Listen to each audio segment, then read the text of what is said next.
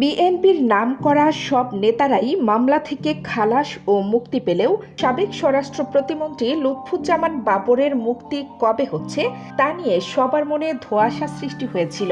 গত 2 সেপ্টেম্বর বিএনপির নেতা হাবিবের মুক্তির পর আবার চাউর হয় বাবরের মুক্তির বিষয়টি।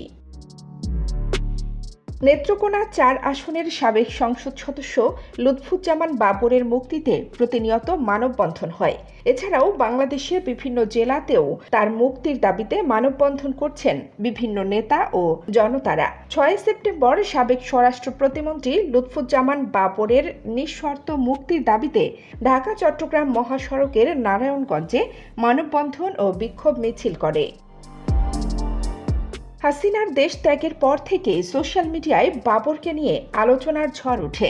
মূলত 7 সিস্টারে বিদ্রোহী দল বানিয়ে ভারতে অস্থিতিশীল পরিস্থিতি সৃষ্টি করতে চাওয়ায় নেটিজেনরা রীতিমতো বাবরকে হিরো বানিয়ে নিয়েছেন।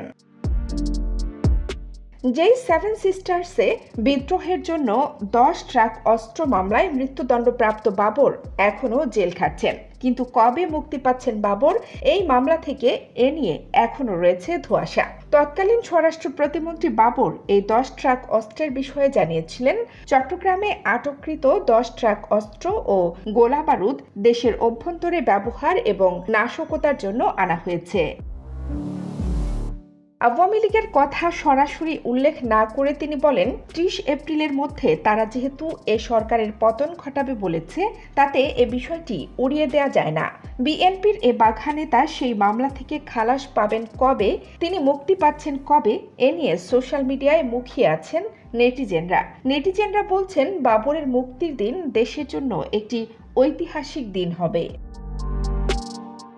আর এবার হয়তো বাবরের সমর্থকদের সে আশা পূরণ হতে যাচ্ছে। 10 ট্রাক অস্ত্র পাচার মামলার সাথে আরও যে মামলাগুলো ছিল তার বিরুদ্ধে, তার মধ্যে সাবেক অর্থমন্ত্রী শাহ এএমএস কিবরিয়া হত্যা মামলায় বাবরকে জামিন দিয়েছেন আদালত।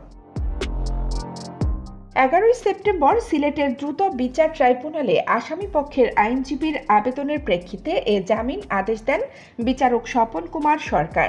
এদিন আদালতে হাজির হন সিলেট সিটির সাবেক মেয়র আরিফুল হক চৌধুরী। মামলার অন্যতম আসামি বাবর ঢাকায় কারাগারে বন্দী থাকায় আদালতে হাজির করা হয়নি তাকে।